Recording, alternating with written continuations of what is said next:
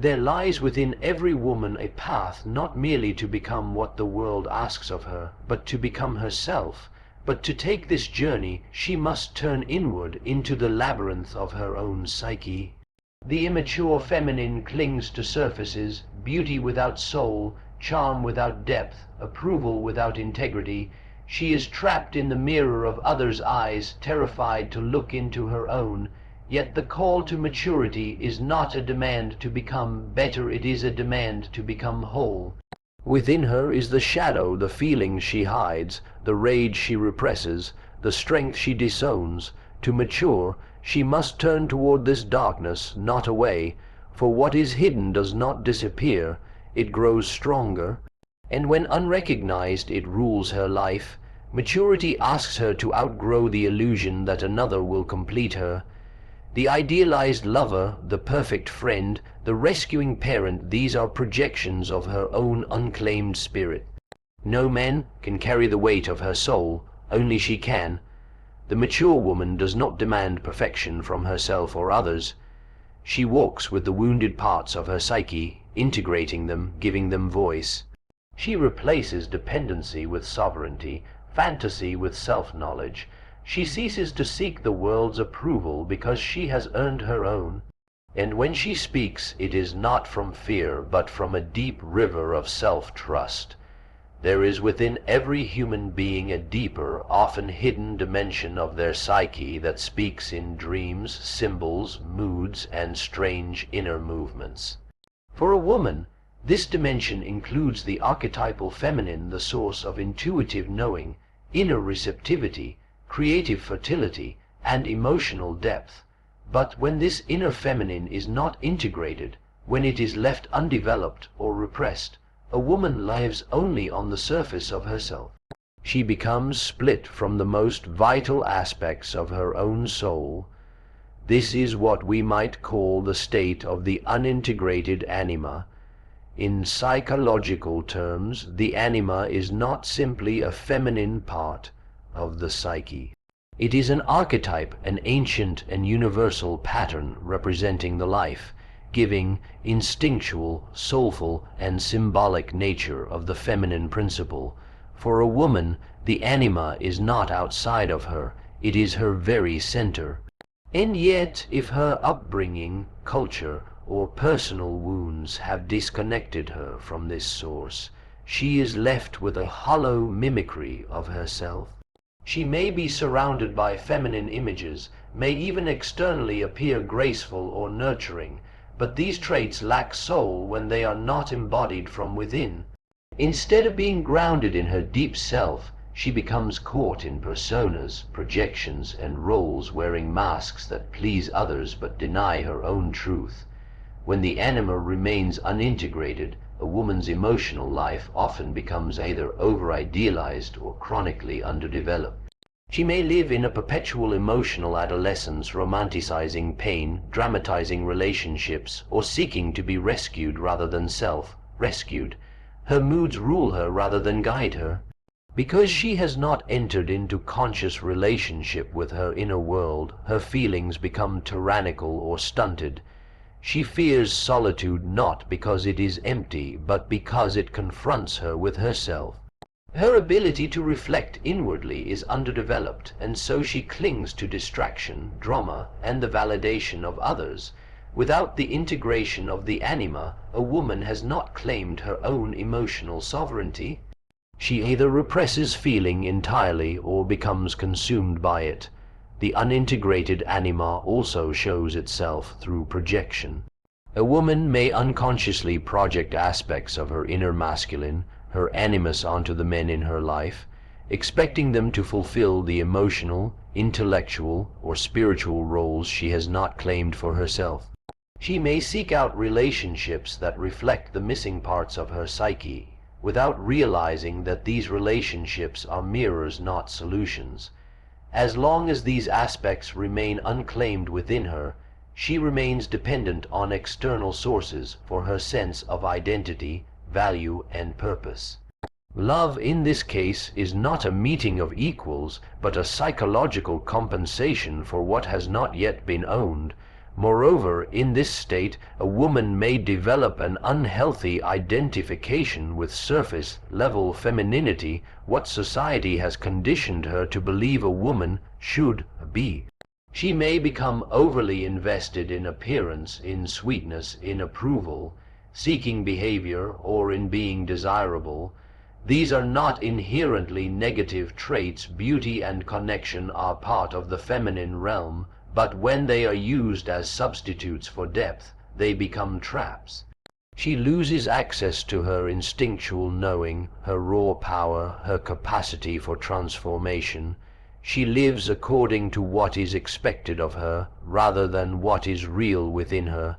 The unintegrated anima is also disconnected from the body.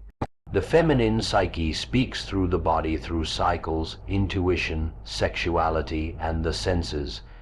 When this connection is severed, a woman may experience shame around her own physical nature.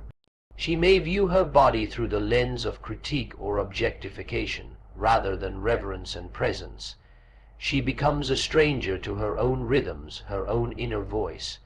She may fear her own sensuality, her hunger, her wildness, believing these aspects are too much, too messy, or too dangerous.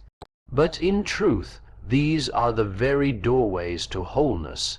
The anima is not neat or polite. She is soulful, fertile, unpredictable, and wise. To begin the integration of the anima is to begin the journey inward. It requires solitude, self-inquiry, and symbolic exploration, not just through thought, but through image, movement, feeling, and dream. It is to reclaim the right to be emotional without shame, to be intuitive without apology, and to feel without control. It is to trust that inner voice that has long been silenced, the one that says no when everyone expects a yes, the one that says yes to things no one else understands. It is a journey that demands honesty, because the anima thrives on authenticity. She cannot live in pretense. This path also asks a woman to encounter her own shadow, the repressed emotions, wounds, desires, and traits she has disowned in order to survive or be accepted. The anima is not only light. She carries within her the rage of being unseen, the grief of being silenced, and the wisdom of all the cycles she has endured. When a woman turns toward her own shadow with compassion rather than fear, she begins to retrieve the lost fragments of her psyche. And as she integrates these pieces, she becomes inwardly whole, no longer dependent on outer roles or idealized relationships. She learns to relate to herself directly with intimacy and courage. The integration of the anima is not a single event. It is a living, ongoing process, a spiral, not a straight line. Some days she will feel deeply connected to her center, her inner knowing, her creative fire. Other days she will feel lost again, overtaken by old patterns. But even in the setbacks, growth is occurring. For this is not about becoming perfect, it is about becoming real. And realness is messy, sacred, and alive. To awaken the anima is to call forth the full spectrum of the feminine psyche, from the nurturing mother to the fierce warrior, from the sensual lover to the wise crone. It is to know that within one woman lives many women, and all of them have a voice. To mature, a woman must stop silencing these voices. She must become the listener, the vessel, the sovereign of her own inner world. Only then does she stop looking outside for her wholeness, because she has found it at last within.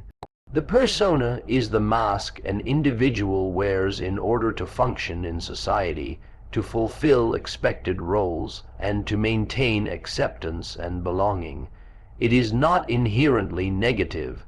It allows for social interaction and facilitates relationships.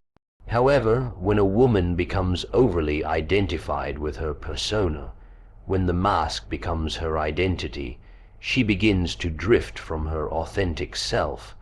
The dominance of the persona is one of the primary signs of psychological immaturity.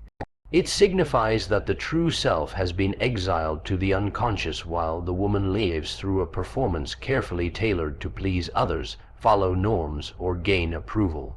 In this state, the individual no longer inhabits her life from within, but rather becomes a reflection of external expectations. When the persona dominates, a woman's sense of self is fragile and highly dependent on how others perceive her. She may adopt the traits, behaviors, and opinions that are most rewarded by her family, peers, or culture, even if they conflict with her internal reality. She becomes skilled in adaptation, learning what is appropriate, likable, desirable. But this adaptation comes at a high cost: the repression of the spontaneous, instinctual, and truthful aspects of her psyche. The more she invests in maintaining the persona, the more alienated she becomes from her deeper emotional and spiritual life. This kind of dominance often begins early. As a child, a girl may receive messages, spoken or unspoken, that her value lies in being agreeable, pretty, quiet, or helpful. She learns to smile even when she is angry, to stay silent even when she feels violated, to meet needs that are not her own. Slowly, the persona forms around her like a shell. It offers safety but not freedom, and eventually, what was once a survival strategy becomes a prison. In adulthood, the dominant persona often manifests as perfectionism, chronic people, pleasing, emotional suppression, or a compulsive need to be perceived in a certain way. The woman may be successful, admired, and even envied, but inside she feels hollow, disconnected from purpose or joy. She may struggle with anxiety or depression without understanding why, because she appears to be doing everything right. Yet these inner symptoms are signals from the deeper self, demanding attention. They are the soul's protest against the false life. An over-identified persona also prevents genuine relationships. If a woman relates to others through her mask, then others can only relate to the mask, not to her real self. Intimacy becomes difficult, vulnerability becomes terrifying, and even in close relationships, a sense of isolation persists. She may feel unseen and unloved, but often it is because she has not shown who she truly is. The persona protects, but it also conceals, and what is concealed cannot be loved in full. One of the most painful effects of a dominant persona is the loss of spontaneity. When every word, gesture, or decision must align with the image being maintained, the woman cannot act freely. Her creativity diminishes, her inner voice is muted, and her energy is drained by the constant effort to uphold appearances. She may fear failure, conflict, or judgment so deeply that she avoids risk altogether. As a result, her growth stagnates. She remains emotionally fixed in a younger stage of development, despite outward maturity.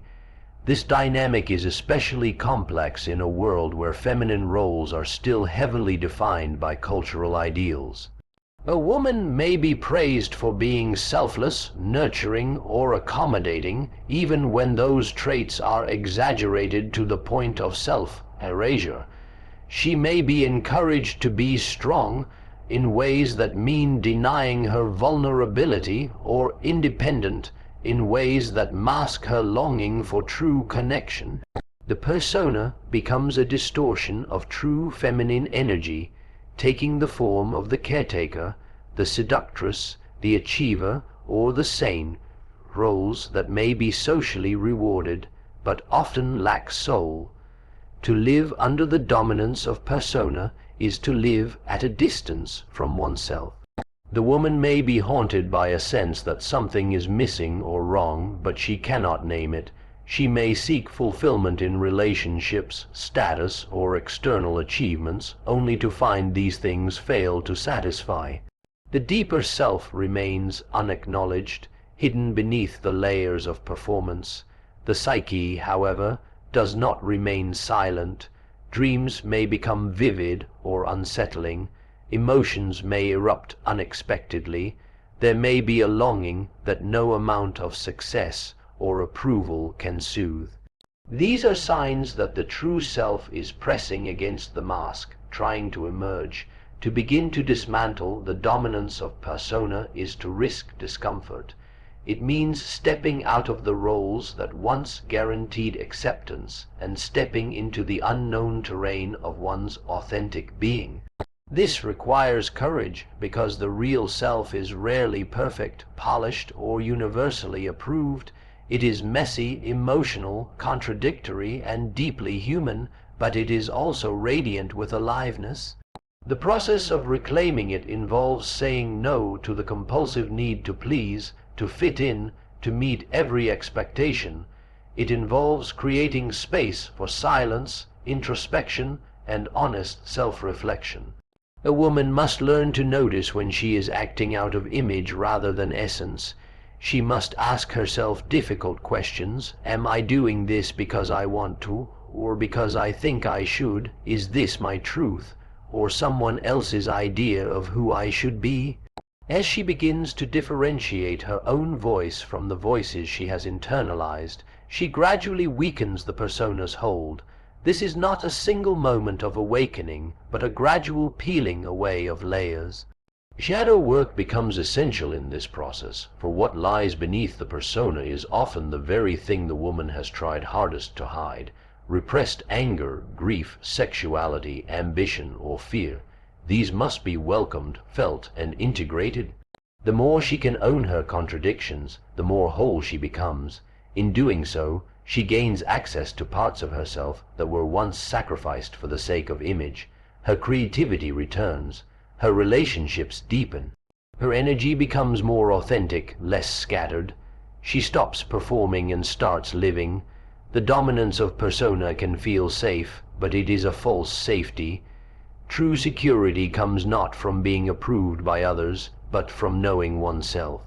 When a woman begins to live from her essence rather than her image, she becomes rooted.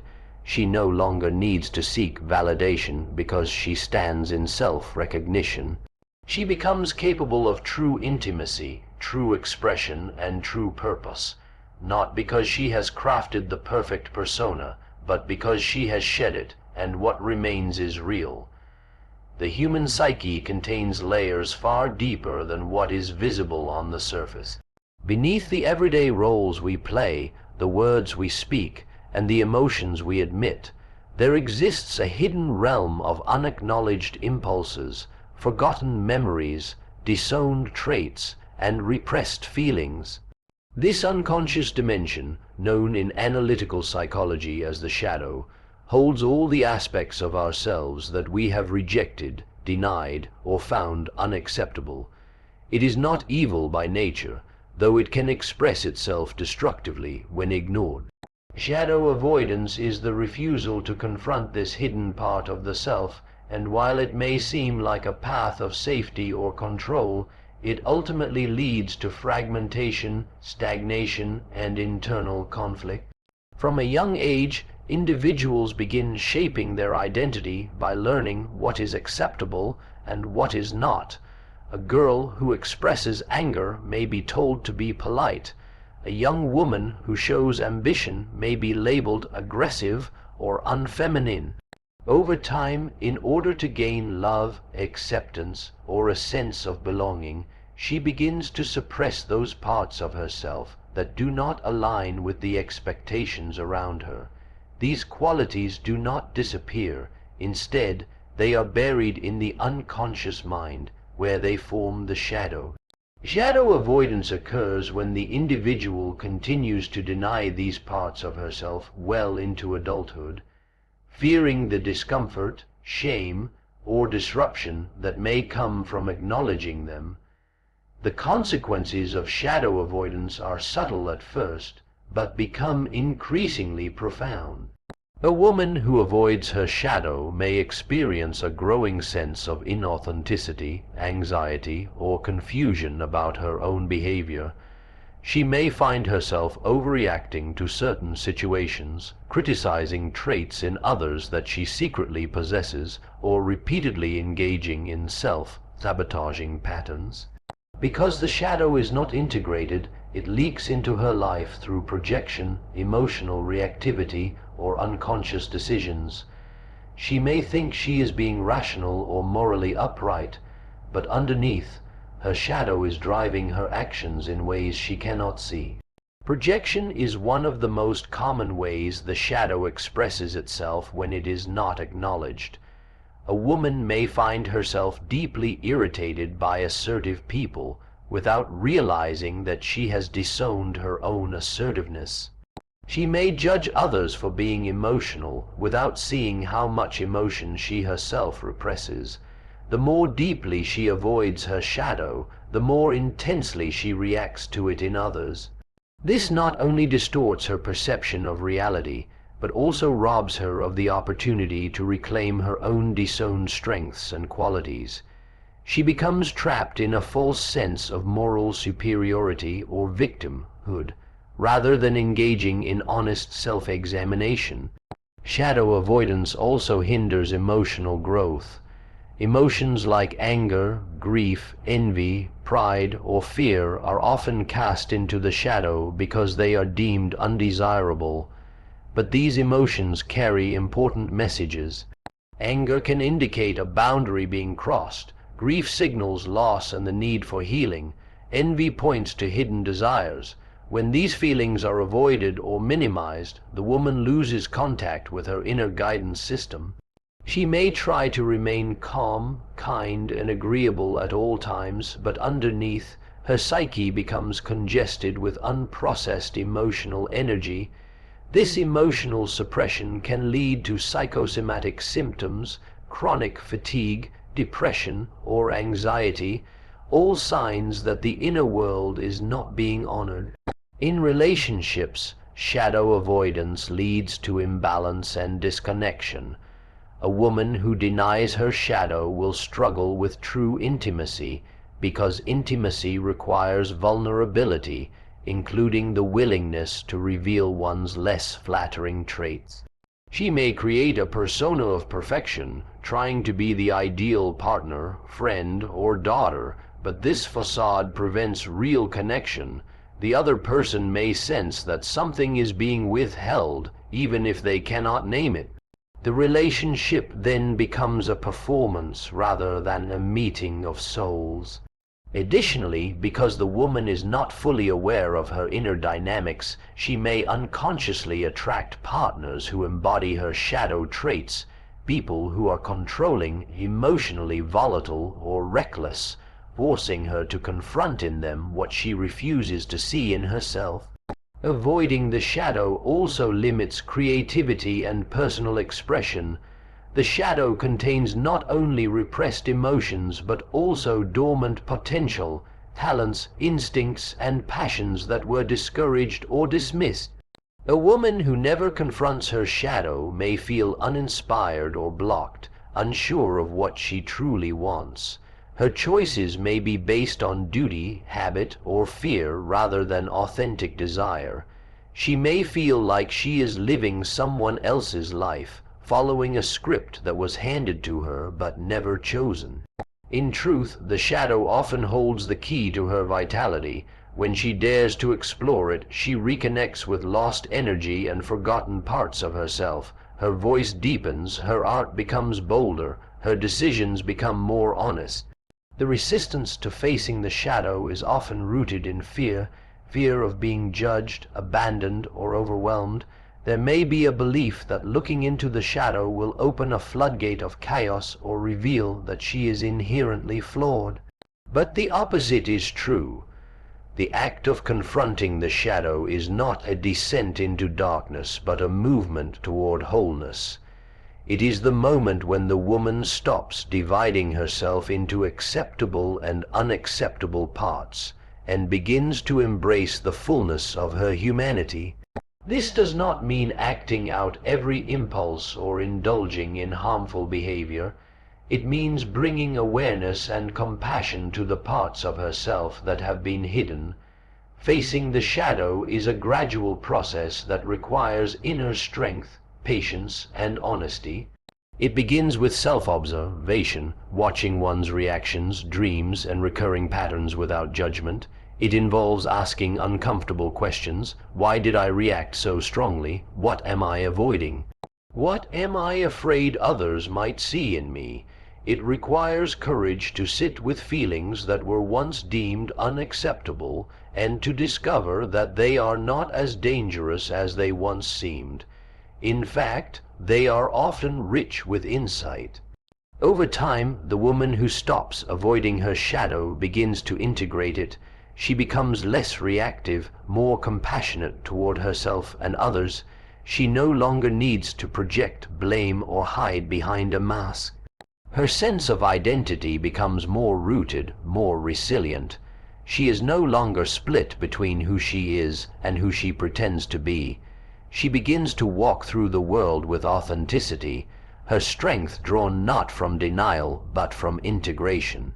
And in doing so, she steps into a deeper, more grounded version of herself, one that is capable of love, truth, and creative power born not of perfection, but of wholeness. Emotional infantilism refers to a condition in which an adult remains psychologically fixed in immature emotional patterns, responses, and expectations that are more characteristic of early mental stages than of adult consciousness. It is not always immediately visible because it can be hidden beneath polished appearances, social roles, or even intellectual sophistication. But emotionally, the individual remains reactive, dependent, and unintegrated, often unconsciously longing for protection, rescue, or idealized love. In many cases, emotional infantilism is not the result of deliberate avoidance of growth, but rather a consequence of emotional neglect, overprotection, trauma, or lack of internal modeling for mature self-regulation.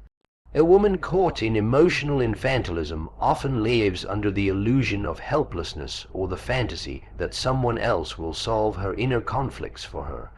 This psychological state manifests in a number of ways. The most obvious is emotional reactivity, frequent mood swings, difficulty tolerating frustration, or disproportionate responses to minor setbacks. These reactions are often not grounded in the present situation, but are echoes of unresolved early wounds.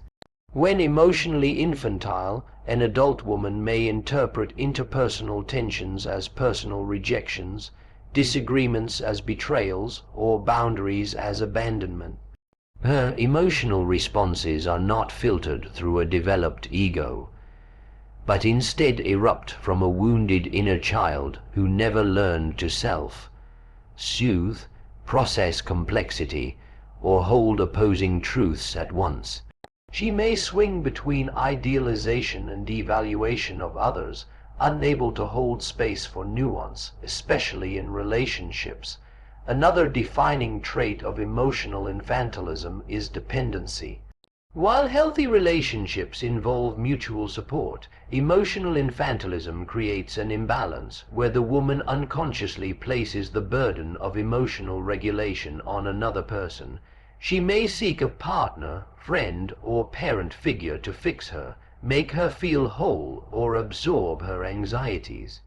Instead of engaging in introspection and personal responsibility, she externalizes her emotional life.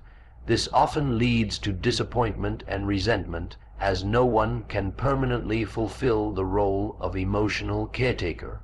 The woman may then blame others for her unhappiness or feel perpetually victimized, not realizing that her sense of helplessness is an internal issue, not an external failure. Emotional infantilism also shows itself in a craving for approval and fear of disapproval. The woman may be unable to make decisions without validation, constantly seek praise, or collapse when criticized. Her self-worth is fragile because it is not rooted in an internal sense of identity, but in the ever-changing opinions of others.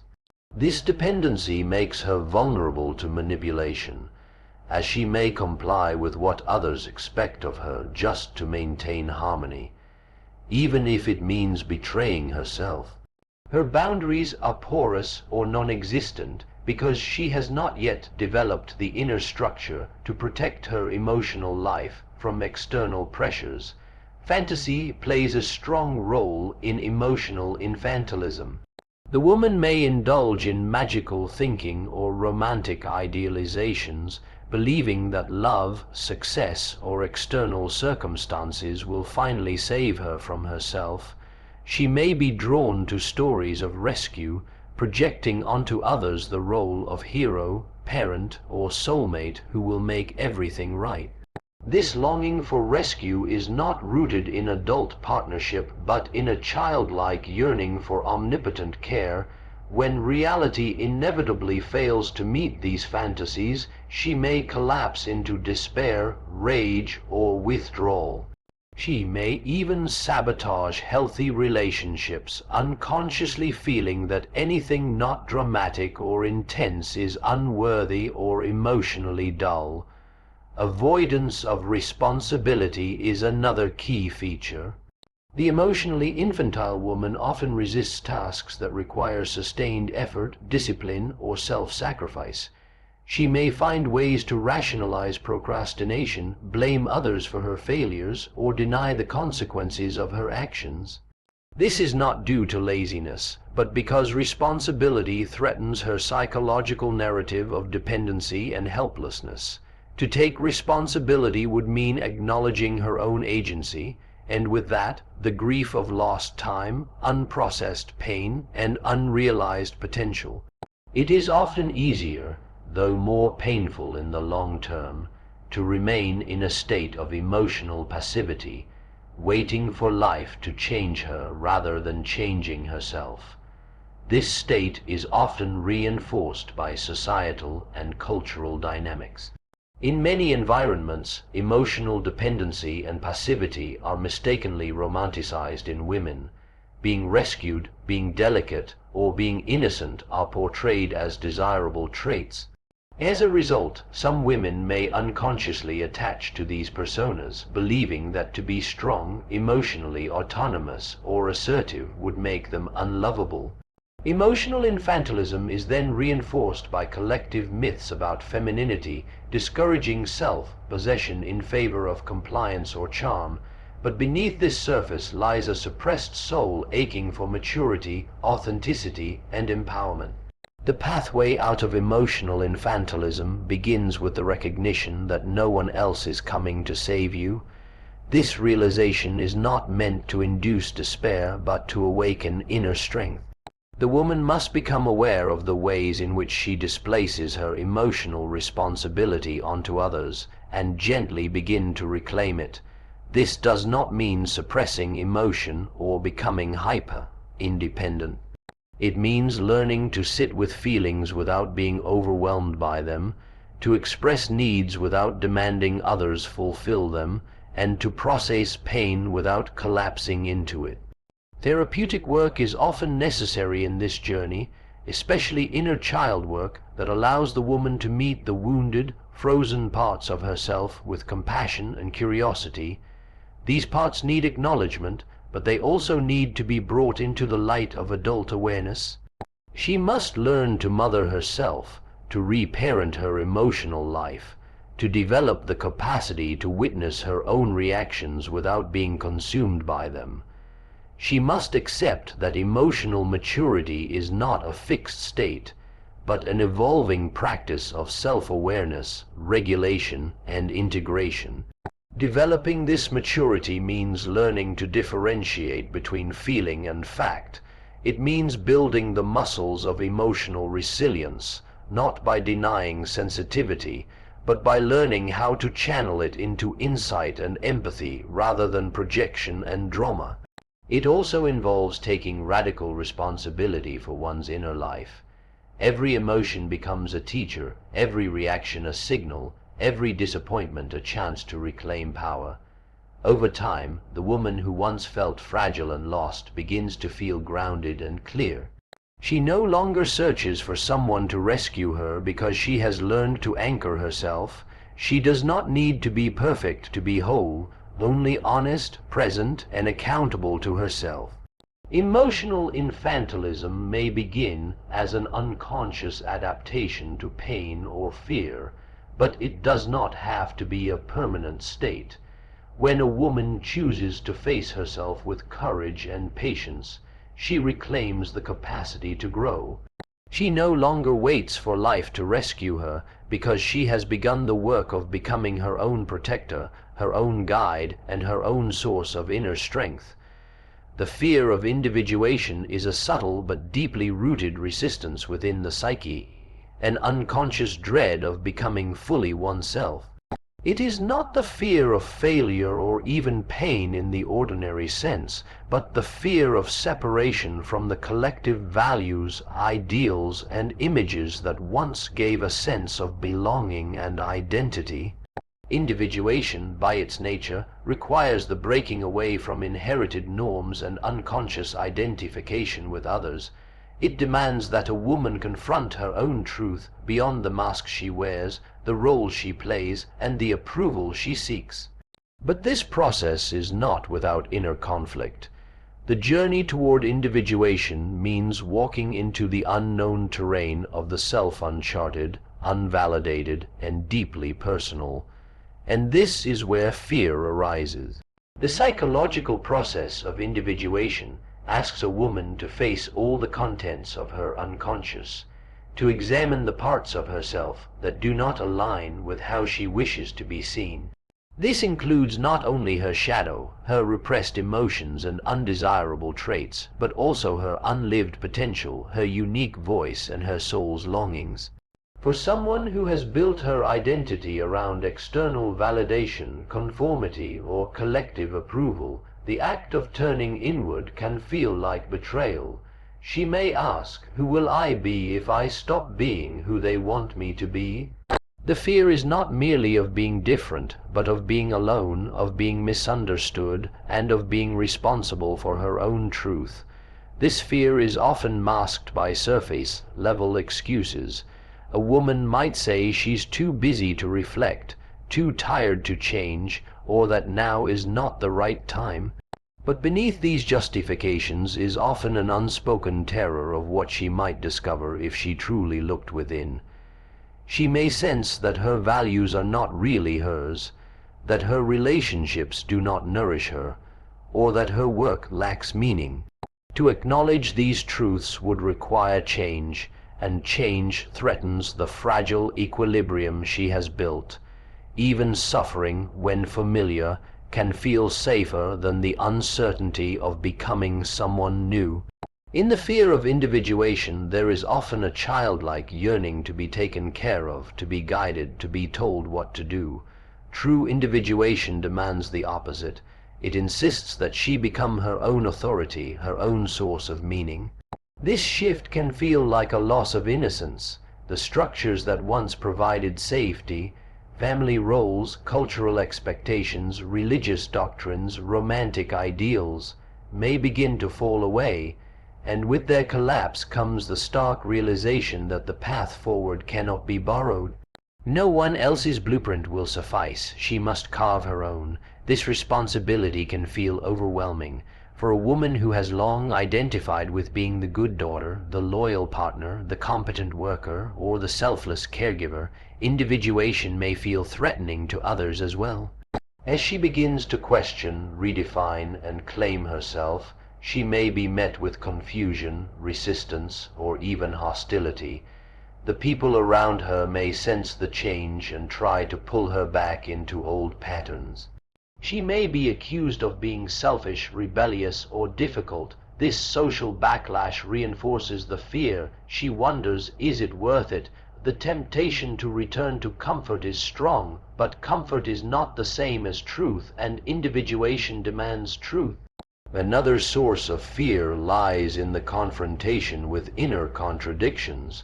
Individuation reveals that a person is not just one thing, not just good, not just kind, not just strong. She is a complex mosaic of opposites, capable of love and hate, generosity and selfishness, courage and fear. The ego prefers simplicity and coherence. To hold these contradictions without judgment is psychologically demanding, yet without this integration, growth remains superficial. Many fear this confrontation because it disrupts their idealized self-image. They would rather maintain the illusion of purity or strength than admit to the full spectrum of their humanity. But the psyche does not evolve through denial. It evolves through acknowledgement. Dreams, intuitions, and inner stirrings often act as messengers from the unconscious, calling the woman toward her individuated path. But she may dismiss these signs as irrational, inconvenient, or irrelevant. This is another form of fear, the fear of letting go of control. Individuation requires openness to the irrational, the symbolic, and the mysterious.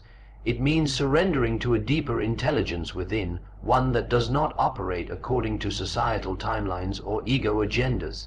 Trusting this inner movement can feel like a descent into chaos, yet without that descent there can be no transformation. Individuation also brings grief. As a woman awakens to her authentic self, she often must mourn the life she lived unconsciously, the opportunities missed, the years spent in roles that did not fit, the parts of herself she abandoned. This grief is necessary. It clears the space for something new to emerge, but in the beginning it feels like loss, and that loss can provoke intense resistance. She may try to bargain with her psyche, to keep one foot in the old and one in the new. But individuation demands commitment. Half measures will not lead to wholeness. There is also a spiritual dimension to this fear. To individuate is to risk becoming an outsider, not in a rebellious sense, but in the deeper sense of being inwardly free. This freedom often distances one from the collective unconscious, where safety lies in sameness. The individuated woman is not easily categorized. She may feel a sense of spiritual exile even as she touches deeper truth. This loneliness is real, but it is also the threshold to communion with something greater, something that does not depend on external belonging but arises from the inner connection to self. Despite all these fears, the drive toward individuation is instinctual. It is not a luxury or a philosophical exercise. It is a psychological necessity for those who wish to live fully. The psyche will not remain stagnant. If the path of growth is ignored, it will assert itself through symptoms, crises, or compulsions. What is repressed returns. The fear of individuation may delay the process, but it cannot ultimately prevent it. Life has a way of confronting the individual with precisely the challenges needed to awaken her. The question is not whether the call will come, but whether she will answer. Answering that call does not mean leaping into perfection. It means taking the first honest step, acknowledging that fear exists, but choosing not to be ruled by it. It means trusting that beneath the fear lies something more enduring, a self that is waiting to be known, lived, and embodied. The journey is never without difficulty, but it is the only path that leads not to imitation, but to authenticity, not to comfort, but to truth. And in that truth there is freedom. Projection and romantic fantasy are among the most seductive and unconscious psychological mechanisms that shape human relationships, often serving as a defense against deeper self-awareness. At their core, these mechanisms allow a person to externalize what remains unintegrated within the psyche, casting inner longings, fears, ideals, and wounds onto another. This process is especially powerful in romantic dynamics, where emotional intensity, unmet childhood needs, and internal archetypes find fertile ground to express themselves without the individual's full understanding. For a woman who has not yet undergone inner integration, projection and romantic fantasy can become a substitute for genuine connection, keeping her in cycles of illusion, disillusionment, and emotional dependency. Projection is the unconscious transfer of internal material, qualities, desires, fears onto another person. It is not inherently negative, it is a natural function of the psyche, especially in the early stages of development. However, when projection remains unchecked in adulthood, it leads to distorted perceptions and unrealistic expectations. In the realm of romantic relationships, a woman may project her ideal self or her ideal other onto a partner, believing she has found someone who completes her, understands her without words, or will finally rescue her from her own inner conflicts. This projection often stems from unresolved parts of the psyche, typically the disowned inner masculine animus or feminine anima archetypes, that have not yet been consciously integrated. Rather than seeing the partner as a distinct individual with their own complexity, she sees only the reflection of her own unconscious image. Romantic fantasy builds upon this projection, spinning a narrative that is deeply emotional and often archetypal. The partner becomes the savior, the prince, the soulmate, or the redeemer. The relationship becomes infused with meaning far beyond the actual interactions between two real people. It is mythological in its intensity, an unconscious attempt to heal childhood wounds or fulfill long, repressed desires. The fantasy feels transcendent, but it is ultimately grounded in illusion. The beloved becomes less of a person and more of a symbol, and as such, the relationship lacks true intimacy. There is no real meeting of minds or hearts, only the echo of the woman's internal world being played out externally. This psychological pattern is particularly tempting in situations of emotional immaturity, low self-esteem, or when a woman has not fully developed a grounded sense of self. The partner becomes a mirror for the qualities she cannot yet claim in herself: strength, confidence, creativity, purpose. Instead of cultivating these qualities inwardly, she assigns them to the other, unconsciously believing that union with the partner will somehow bring her into possession of them. In this way, romantic love becomes a spiritual bypass, a way to avoid the hard, internal work of self-discovery and individuation. The relationship then becomes less about love and more about unconscious self-fulfillment through another. This dynamic inevitably leads to disappointment. Once the initial enchantment fades, as it must, the reality of the other person begins to emerge. They are not a god or goddess. They are human with flaws, limitations, and their own unresolved issues. At this point, the woman often feels betrayed or let down. She may wonder where the magic went, or why the partner has changed. In truth, it is not the partner who changed, but the projection that has begun to dissolve. The fantasy begins to crack under the pressure of real life. Many relationships collapse at this stage, not because love was absent, but because the fantasy was never meant to endure. Those who are unaware of their own role in the projection often repeat this cycle with different partners, always chasing the illusion of perfect love, never realizing that the missing piece lies within. There is also a darker side to projection, particularly when disowned negative traits are projected onto the partner. A woman who is afraid of her own assertiveness may perceive her partner as controlling.